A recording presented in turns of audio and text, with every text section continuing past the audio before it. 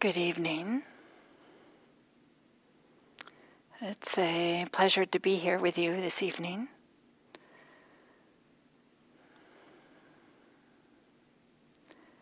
And maybe we'll start with a guided meditation, just as a way to get settled and collected and to practice together.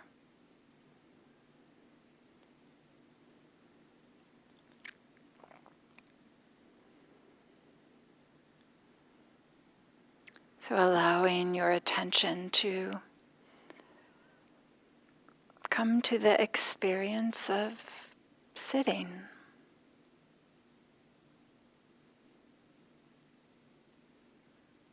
Whether you are sitting literally or metaphorically, just to bring the mind, bring the awareness, bring the attention to the experience of what it's like right now.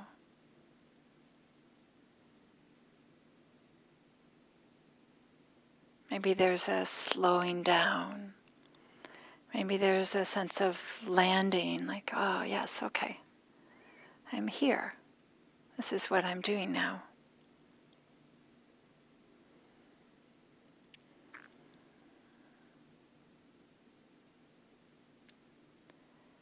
Maybe there's a sense of connection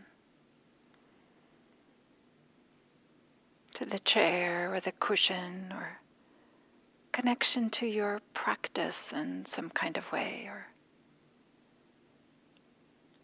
connection to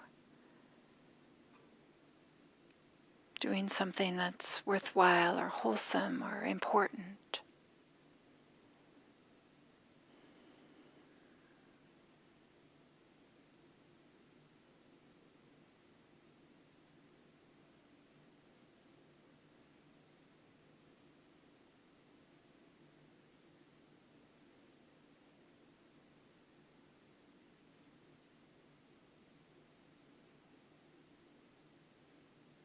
Maybe feeling into the experience of the body.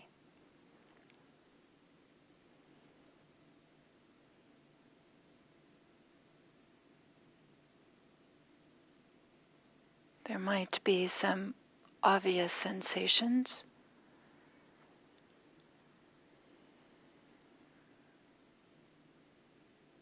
Feeling the pressure of the chair or cushion against the body.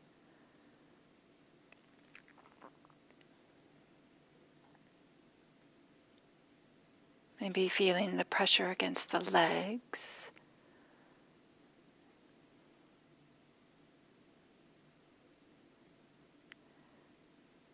Feeling what the hands are touching.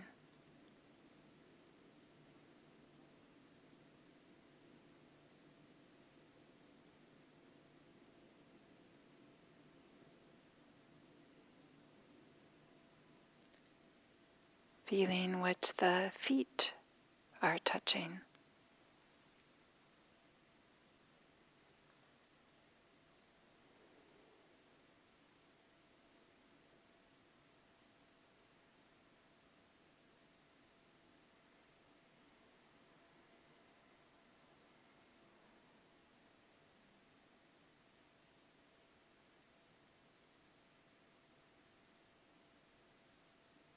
And then to rest the awareness on the sensations of breathing.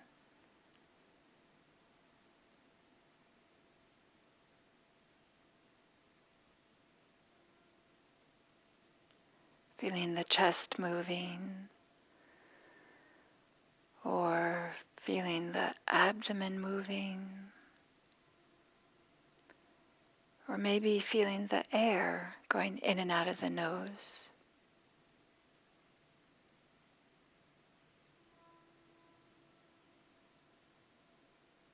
Wherever it feels the most supportive, comfortable, accessible for you right now.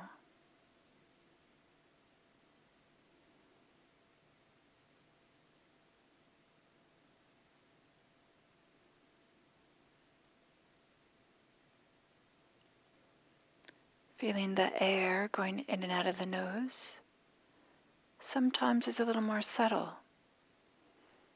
And so to rest your attention there might be a way to promote some settling down, some quieting, so you can feel this more subtle experience.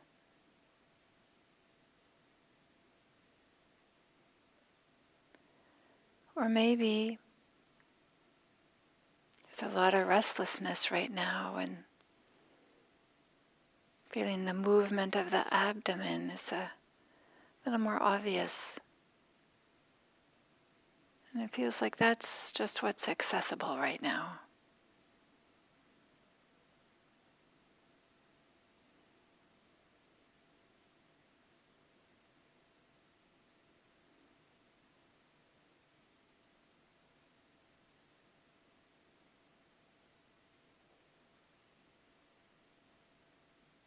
Wherever it's appropriate for you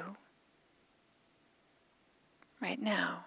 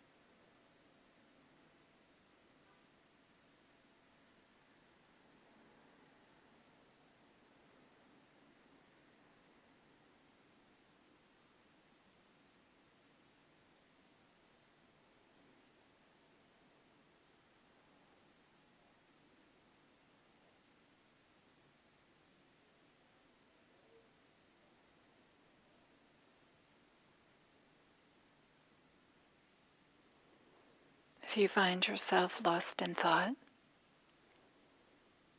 just very simply, gently begin again.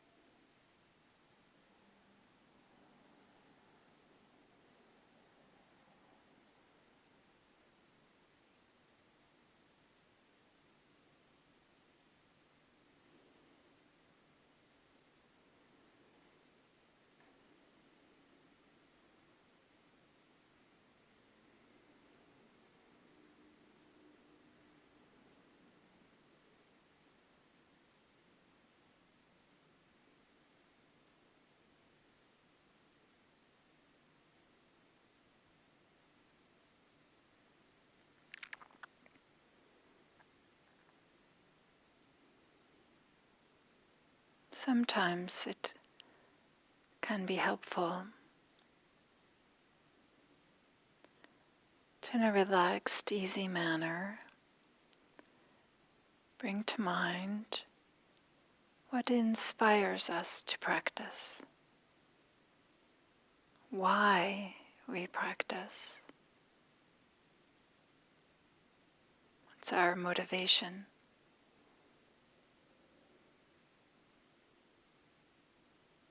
Can you do this in a way that's simple and supportive, without getting lost in a thought train or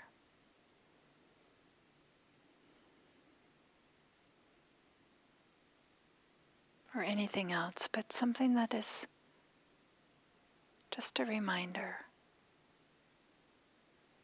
why you're taking the time to do this.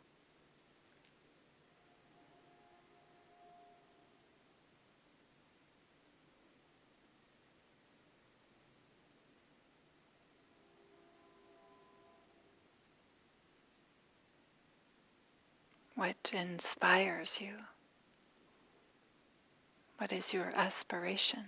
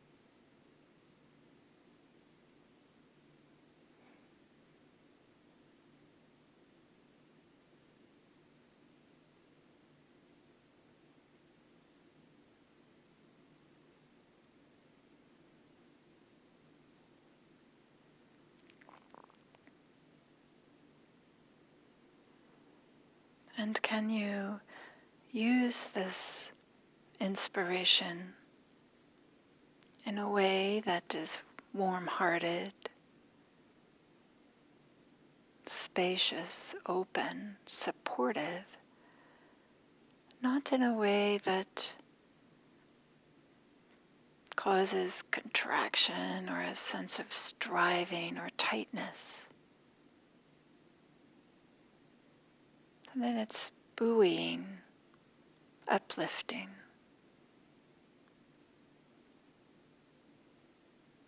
not condemning or chastising.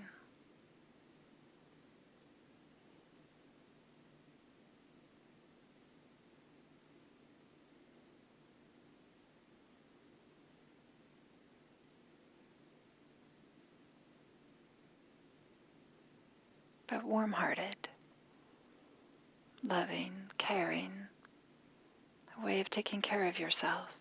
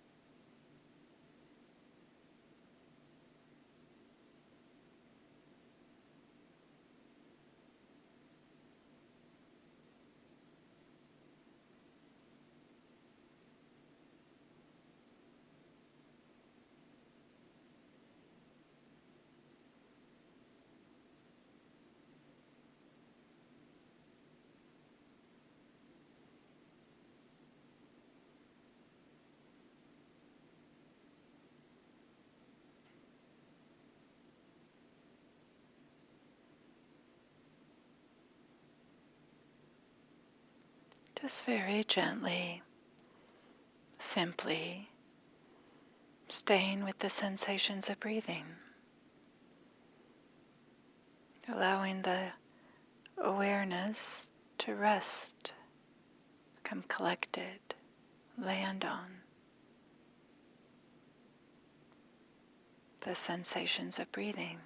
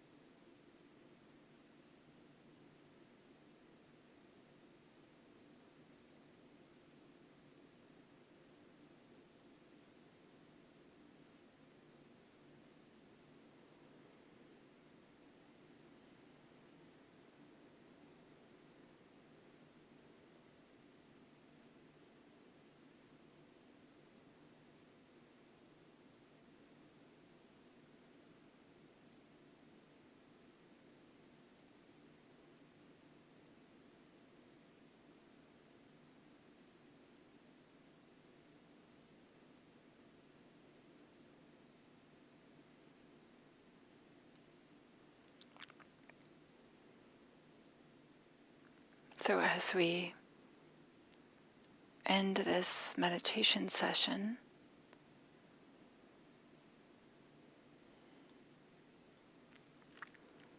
feeling the feet on the ground and the pressure of the chair or cushion against the body.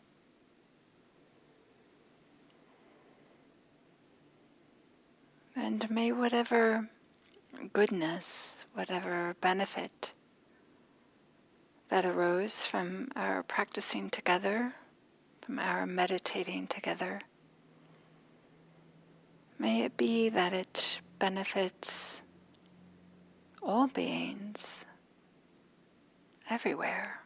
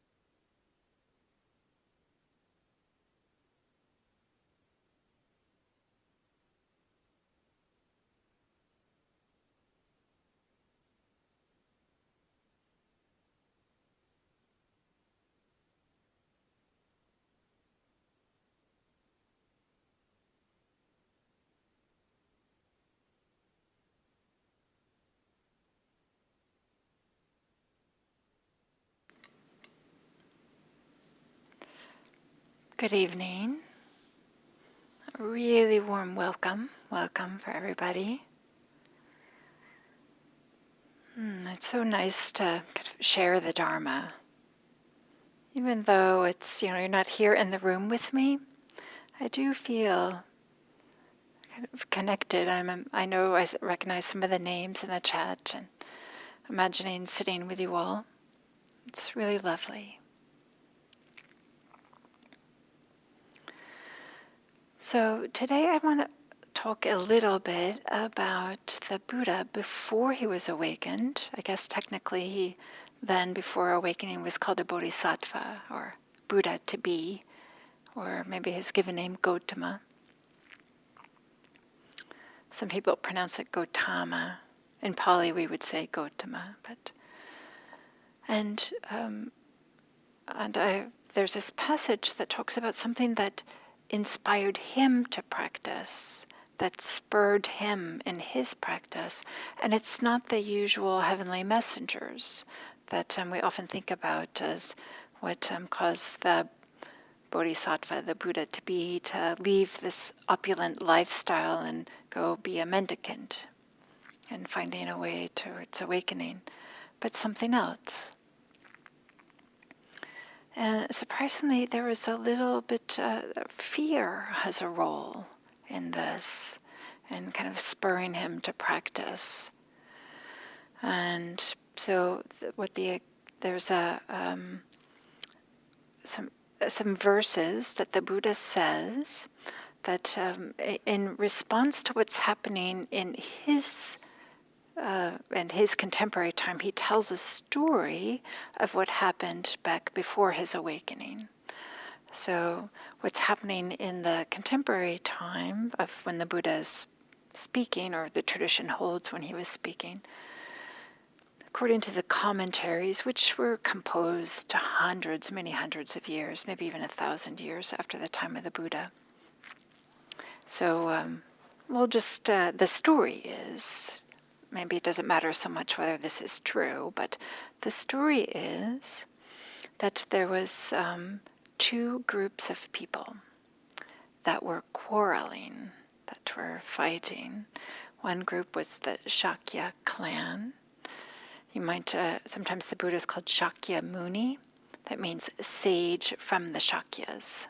So the people of the Shakya clan were quarreling with people from the Kosalian clan. These two groups of people.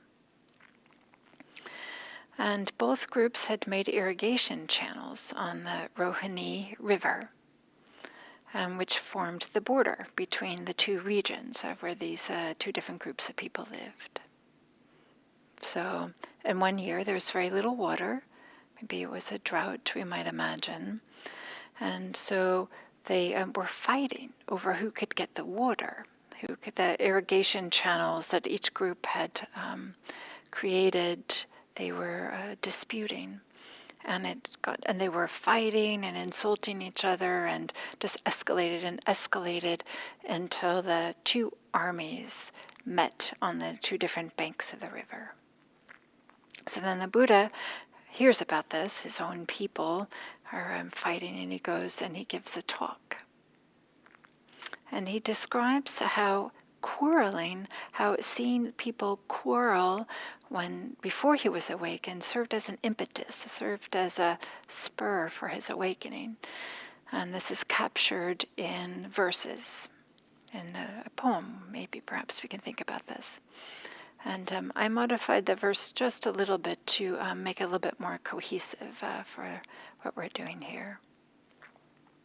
So I'll read the whole excerpt, and then I'll unpack it a little bit, and we can discuss it.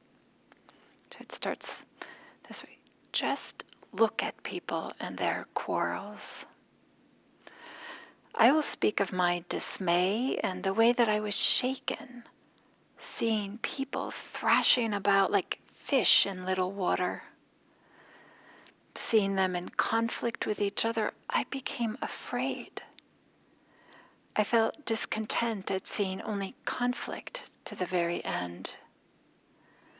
Then I saw an arrow here, hard to see, embedded in the heart. Pierced by this arrow, people dash about in all directions. When the arrow is pulled out, they don't run and they don't sink. So maybe we'll talk about this a little bit. So, starting at the beginning, I will speak of my dismay and the way that I was shaken. These words, dismay and shaken, are a translation of this word samvega. Some of you might have heard of this, samvega. And Thanissaro Bhikkhu has a really nice translation of this expression of samvega. He describes it as there's three different aspects to this. First is this, he uses this language, oppressive sense of dismay and alienation that comes with realizing the futility of life as it's normally lived. This idea of like, okay, there's more and more difficulties. There's just more difficulties coming up every day. There's something, or suffering here and everywhere. Again, using suffering as this, there's over a big range of experiences, not only intense suffering, but maybe some, mild suffering. So this oppressive sense of dismay or terror or alienation when you feel like, there's difficulty everywhere, or maybe it might arise when seeing like, everything's changing. There isn't a solid place to land on that's consistent and steady where we can finally rest. So that's one aspect of samvega. Another aspect is Thanissaro Bhikkhu says, a chastening sense of our own complicity, complacency, and foolishness in having let ourselves live so blindly. Right? When you realize like, I was not really paying attention. I was kind of thinking that if I could just have that one more thing, it was going to make me happy, or achieve yet one more goal that was going to make me happy. And these would be lasting sources of happiness, or as soon as I have that perfect relationship, or whatever it might be. And then when we have this sense of like, this hasn't been working and it's not going to work. And this sense of foolishness of thinking, I was so committed to getting these things, and yet they aren't sources of lasting happiness.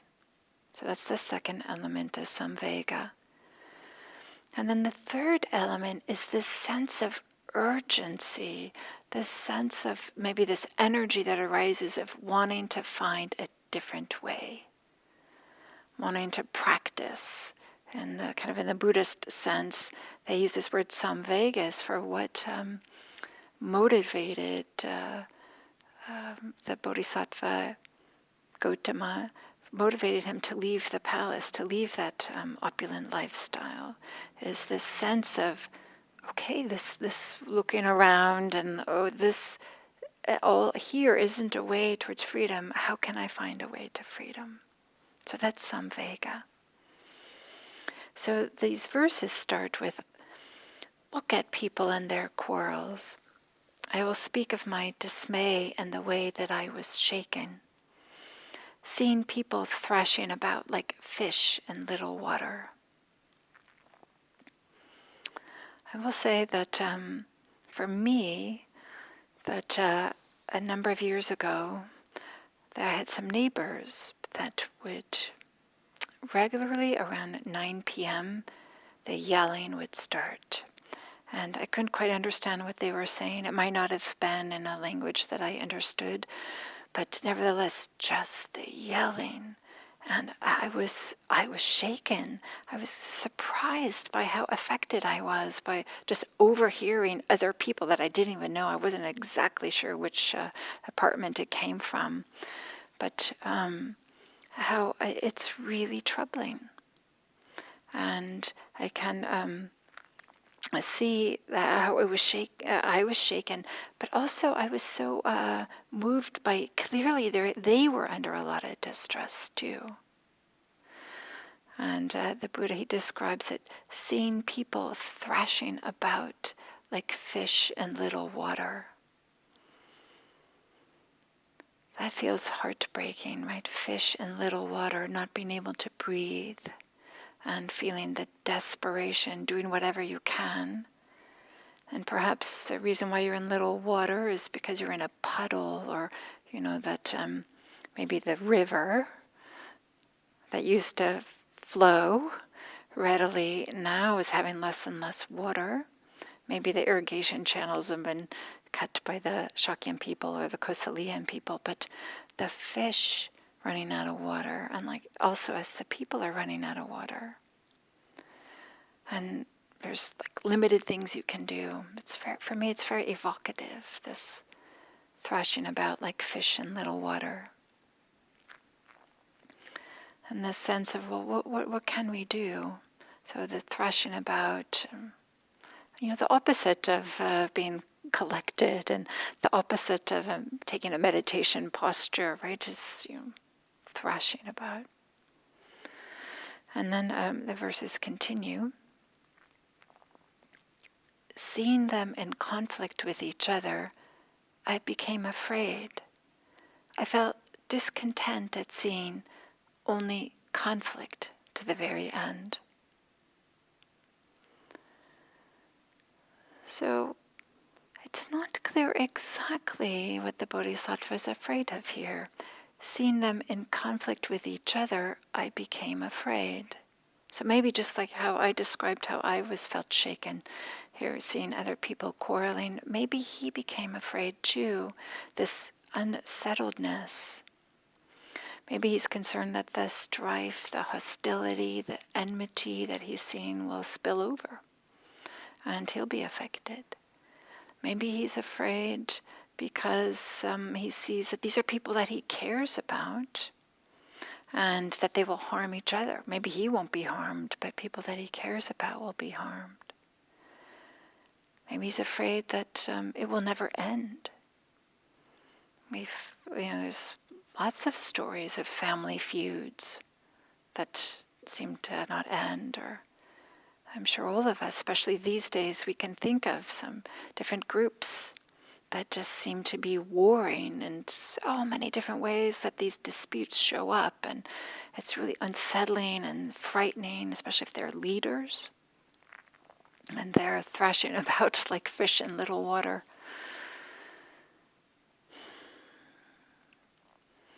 So it's interesting to see, though, or to imagine that the Bodhisattva here, he's saying that seeing them in conflict with each other, I became afraid. I felt discontent at seeing only conflict to the very end. This idea that maybe I couldn't see a way out. Couldn't see, like, well, how is this going to end? If there's always some one-upmanship, or if there's some really digging in with the heels of not willing to see the other's point of view, or not willing to be flexible, or to admit a person made a mistake and that maybe somebody else has a better idea, or feeling like there's no way out. So then the verses continue. He says, the Buddha says, describing himself before he was awakened, then I saw an arrow here, hard to see, embedded in the heart. Pierced by this arrow, people dash about in all directions. So it's interesting. First, he talks about what's embedded, seeing here what's embedded in the heart. Some of you might know that the word chitta can be both for mind or heart, and that's not the word that's being used here. It's actually a word that only means heart.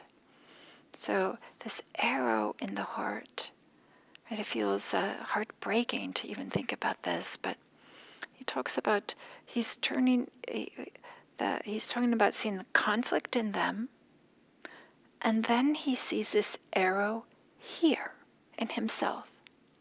So turning it around and looking at himself, this arrow hard to see, embedded in the heart. So he switched from looking at the problems out there and looking and blaming and maybe imagining what's happening or what's going to happen as a consequence of the conflict out there, and turned it around and looked at, okay, what's happening here? What's happening in my own experience? So going from blaming others to taking some responsibility, or checking in to see if there is some responsibility that he might have with that.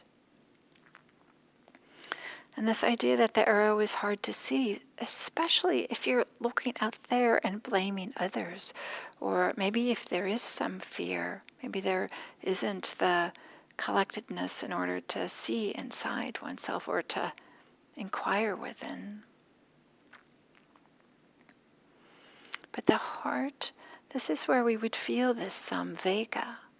This is where we would feel this spurring on to practice, this sense of urgency and of wanting to practice, feeling maybe the sense of foolishness and of being complicit and thinking that other things are going to be a source of lasting happiness. So he says that, then I saw an arrow here, hard to see, embedded in the heart. Pierced by this arrow, people dash about in all directions. So again, then speaking about all people, recognizing that what he saw in himself is part of just the human experience, and that all of us have this experience, that when we're pierced by this arrow, we dash about in all directions. So this arrow represents the piercing sting of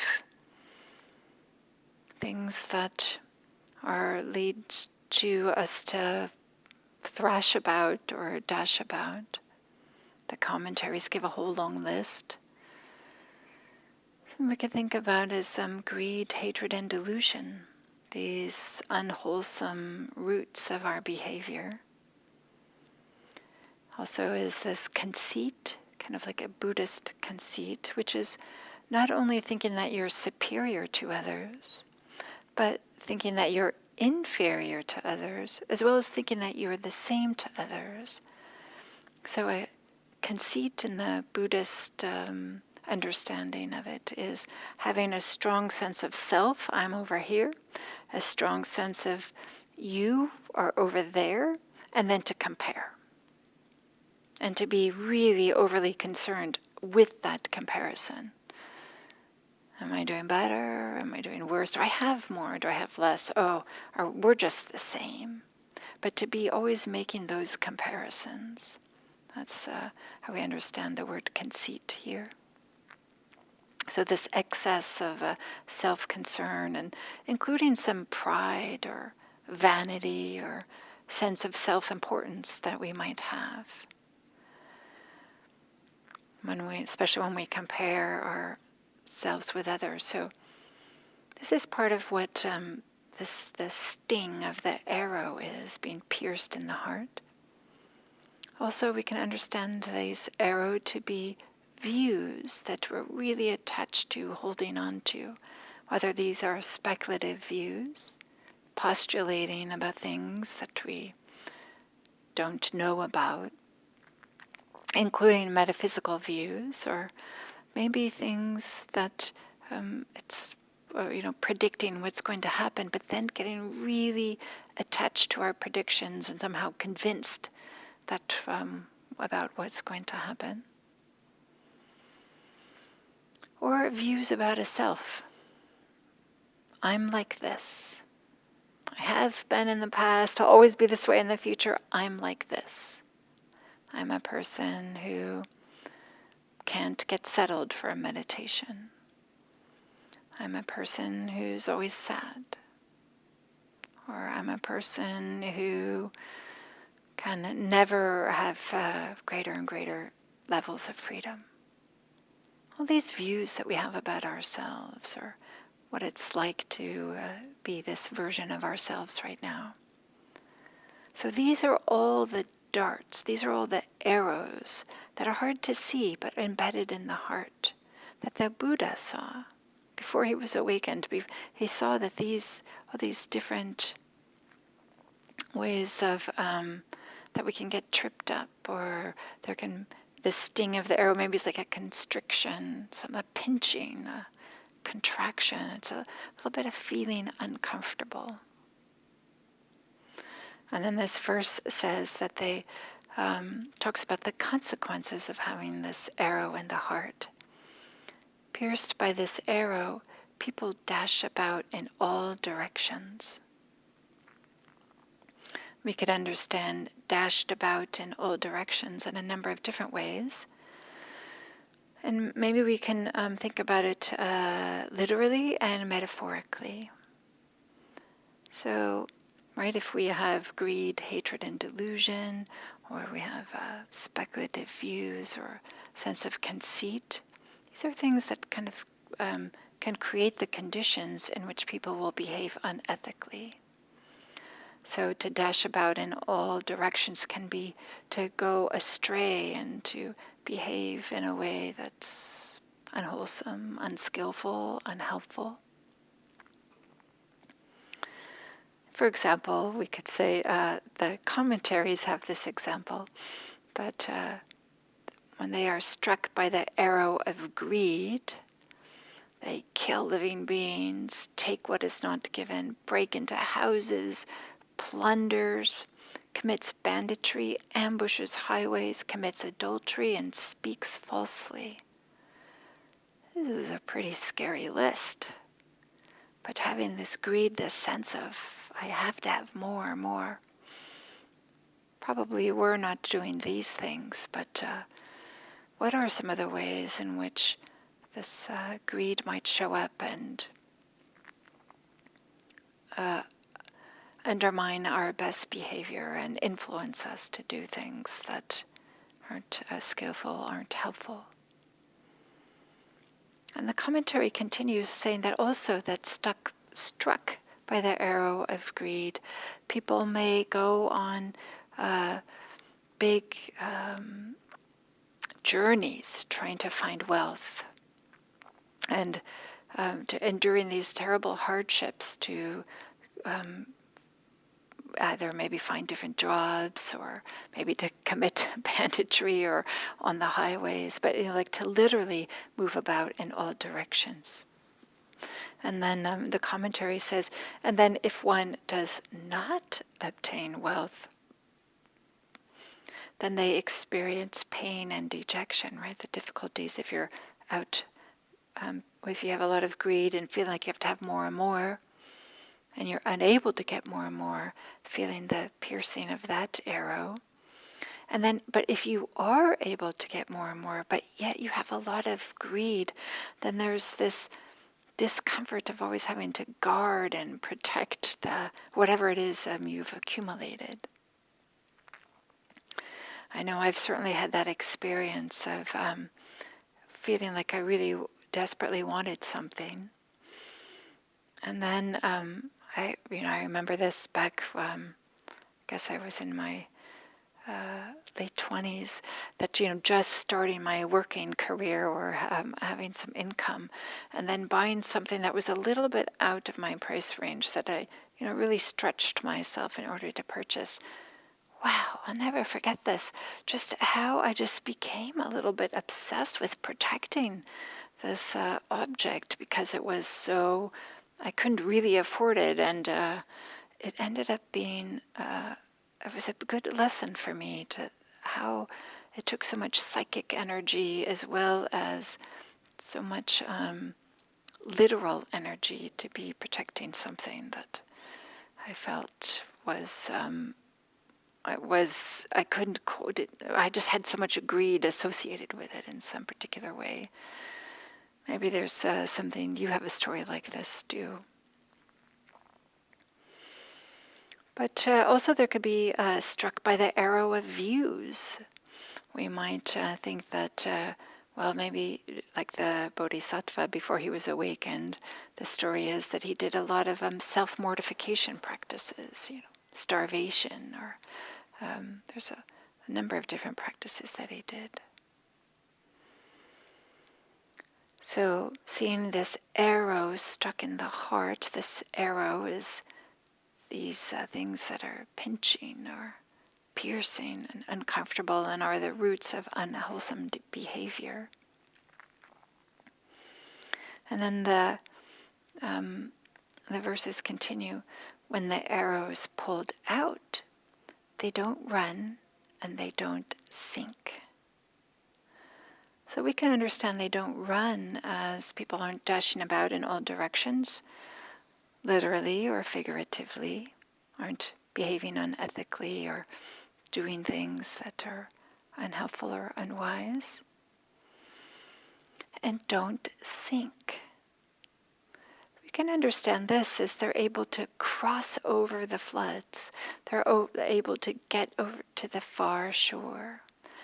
Some of you might be familiar with the simile of the raft, where the raft is for the purpose of taking one to the further shore, and the Dharma is considered the raft. So to not sink is to not get stuck in the floods of water. Sometimes the floods are talking about this attachment to sensuality or attachment to views or some or ignorance or attachment to more and more becoming. So when the arrow is pulled out, they don't run and they don't sink. So I feel motivated by this, these verses, just the Buddha recognizing that he had fear.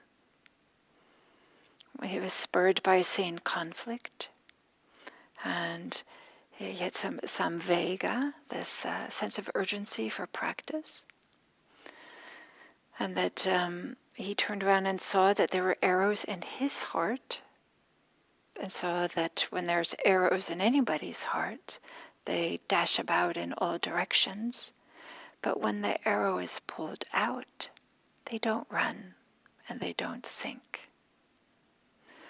Then maybe I should say there's a number of different, there's further verses in this poem, and it's about trainings, about how to pull out the arrow, or what it is like when the arrow is pulled out. So maybe I'll just close with one more time with this verse. Just look at people and their quarrels. I will speak of my dismay and the way that I was shaken, seeing people thrashing about like fish in little water. Seeing them in conflict with each other, I became afraid. I felt discontent at seeing only conflict to the very end. Then I saw an arrow here, hard to see, embedded in the heart. Pierced by this arrow, people dash about in all directions. When the arrow is pulled out, they don't run and they don't sink. So may you, when you find yourself seeing others in conflict, may that be support you in your practice. Support you to look and see if there's something inside of you that you can do to help you find some more ease or some more calm in the midst of a whole bunch of conflict when you're seeing others be in conflict. And maybe be reminded that the Bodhisattva, before he was awakened, he was disturbed, he was troubled by seeing people in conflict. And he used this to help support his practice, which then helped him support other people. So in the same way, might we be spurred to practice by seeing conflict, and might we be able to help others. Thank you.